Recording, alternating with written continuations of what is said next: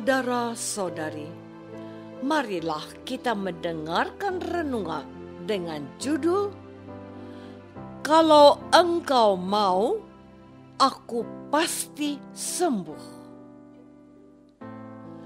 yang berdasarkan pada Injil Lukas bab 5 ayat 12 dan 13b. Pada suatu kali Yesus berada dalam sebuah kota.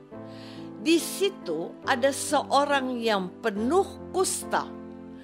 Ketika ia melihat Yesus, tersungkurlah ia dan memohon, "Tuan, jika Tuan mau, Tuan dapat mentahirkan aku." Yesus berkata, "Aku mau, jadilah engkau tahir."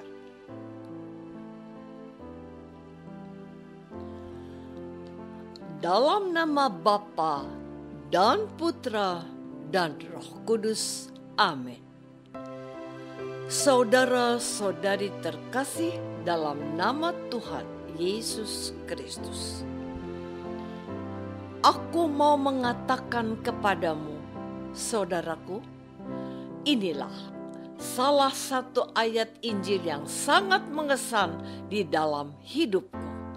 Sampai hari ini, bahkan hampir setiap hari, ketika aku mendoakan seseorang yang sedang sakit atau kekasihku yang sedang tidak baik-baik saja, di dalam doaku, aku meminjam kata-kata orang kusta ini. Bapa di dalam surga, Putramu Yesus telah berbuat baik dan mengadakan mujizat semasa hidupnya. Saya percaya kepadamu, jika Tuhan mau, Tuhan pasti bisa menyembuhkan saudaraku yang sedang aku doakan ini. Tanpa menunggu jawaban dari Bapa, aku mengulang-ulang doa-doa itu untuk maksud yang sama. Bahkan ketika kami sedang menghadapi persoalan hidup, misalnya ketika pasangan hidupku sakit dan harus menjalani operasi besar, doaku tidak banyak. Bahkan aku tidak punya kata-kata yang lebih hebat daripada sekedar mengulang iman si kusta itu. Tuhan, kalau engkau mau, engkau pasti bisa menyembuhkan dan menyelamatkan kekasihku. Setelah 20 hari menunggui kekasihku yang sakit, semuanya baik-baik saja. Meskipun dokter sudah mengatakan Anda harus siap untuk keadaan yang terburuk. Tapi Tuhan menjawab doaku. Saudara-saudari terkasih, orang mengatakan bahwa aku termasuk orang yang katanya pandai berdoa dan merangkai kata-kata indah. Entahlah, tapi aku harus jujur padamu bahwa doa yang baik itu seringkali kutemukan dalam kata-kata Injil. Bukankah doa Bapa kami yang sering kita doakan adalah dari Injil?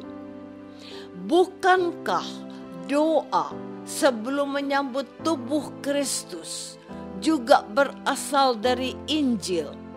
Kita katakan, "Tuhan, saya tidak pantas Tuhan datang pada saya, tetapi bersabdalah saja, maka saya akan sembuh." Bukankah itu doa seorang perwira yang mohon Tuhan Yesus menyembuhkan hambanya? Dan yang kita dengarkan pada hari ini adalah doa seorang kusta kepada Tuhan Yesus. Dia percaya dan menyatakannya dengan sujud yang mendalam dalam keadaan tersungkur. Tuhan Yesus pun mendengar permintaannya. Aku mau, jadilah engkau tahir. Dan orang kusta itu menjadi tahir.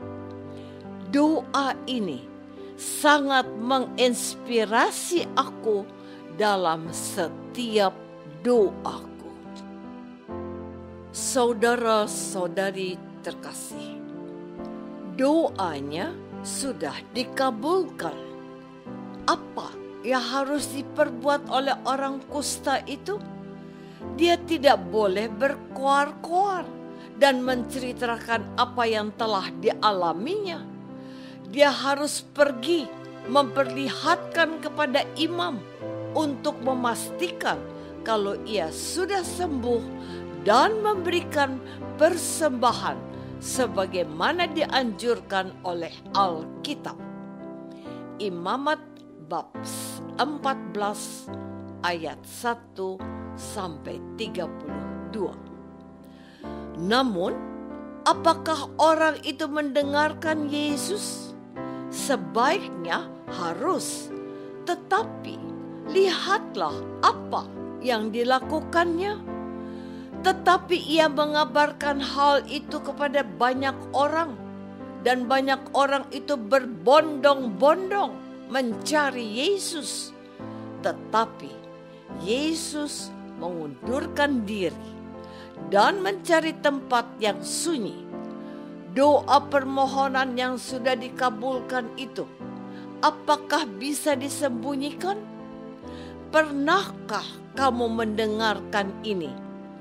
Wujud perayaan Ekaristi hari ini adalah mengucap syukur atas terkabulnya novena 3 kali Salam Maria dari seorang ibu, atau keluarga X mengucapkan terima kasih atas operasi besar yang berjalan sukses dan pemulihan dari anggota keluarganya.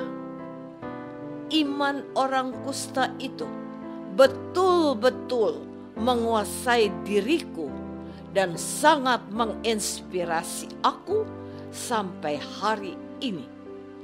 Aku pun seakan disemangati dan didorong untuk tidak malu-malu menceritakan perbuatan baik Tuhan yang aku alami dalam keluargaku. Karya agung Allah yang mengabulkan doa yang kupinta kepada Tuhan untuk seseorang, ingin Tuhan mengabulkan doanya. Keluarga yang sekian lama menantikan kehadiran seorang anak. Doaku kepada Tuhan, Tuhan, Engkau tahu saudaraku ini merindukan kehadiran anak dalam keluarganya. Kalau Engkau mau, Engkau dapat mengabulkannya. Tuhan mendengarkan doaku dan pasangan suami istri itu. Tuhan menghadirkan seorang putra bagi mereka. Saudara-saudari terkasih, kita harus memiliki keberanian untuk meminta kepada Tuhan apa yang memang sungguh-sungguh kita perlukan, bukan yang kita inginkan. Kebutuhan kita itu terbatas, sedangkan keinginan kita itu sangat banyak. Mintalah, maka akan diberikan kepadamu. Bukankah itu yang dikatakan Tuhan Yesus kepada kita? Tetapi apakah kita sudah berani meminta kepada Tuhan dalam kerendahan hati dan dengan iman percaya yang besar seperti orang kusta yang datang kepada Yesus untuk disembuhkan dari kustanya? Masalah utama kita adalah kita sering meninggalkan doa dan melupakan iman kita yang kata Tuhan sanggup memindahkan gunung ke laut. Sebagai orang Kristen, terkadang kita terlalu sibuk dengan persoalan-persoalan yang menurut kita bisa kita usahakan dan selesaikan sendiri. Terkadang kita lupa kalau kita punya Tuhan yang menjanjikan terkabulnya doa kita. Sudah saatnya kita bertobat dan menjadi orang Kristen yang percaya dan mengandalkan Tuhan yang selalu ada untuk kita dan memastikan, aku mau, aku mendengarkan doamu. Apakah aku sudah meluangkan waktu untuk berdoa kepada Tuhan yang Maha Murah? Marilah kita berdoa. Bapa yang Maha Baik, tambahkanlah iman kami kepada Putra-Mu, Yesus, yang berfirman akan mengabulkan permohonan kami. Kami mengandalkan Yesus, sebab Dialah Tuhan dan Juru Selamat kami yang hidup kini dan sepanjang masa. Amin. Semoga kita semua selalu dinaungi dan dibimbing oleh berkat Allah yang Maha Kuasa. Dalam nama Bapa dan Putra dan Roh Kudus. Amin.